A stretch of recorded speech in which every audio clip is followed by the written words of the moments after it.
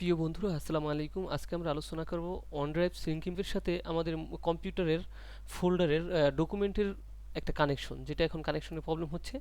এদের দুজনের সাথে অ্যাডজাস্ট হচ্ছে না, যে কারণে এটা বারবার নোটিফিকেশন দিচ্ছে এবং প্রবলেম হচ্ছে। তো আজকে এই প্রবলেমটা সলভ করে দেখাবো। আহ, কিভাবে এটা সলভ করতে হয় সেটা আমি শুরু থেকে শেষ পর্যন্ত দেখাবো।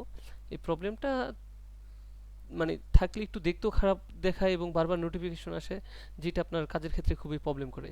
তো আমরা প্রথমে কি করব, এই অন ড্রাইভের উপরে ক্লিক করব। এই যেখানে যে অন ড্রাইভটা দেখাচ্ছে এটার উপরে ক্লিক করব। ক্লিক করার পরে যে সেটিং আসে, এই সেটিং এর উপরে ক্লিক করব।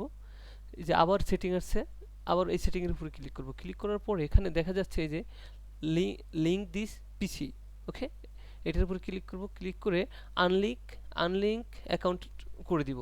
আমার সাথে সব কাজ করতে কোনো প্রবলেম। ঠিক আছে, আজকে এই পর্যন্তই। আসসালামু আলাইকুম, আল্লাহ হাফেজ।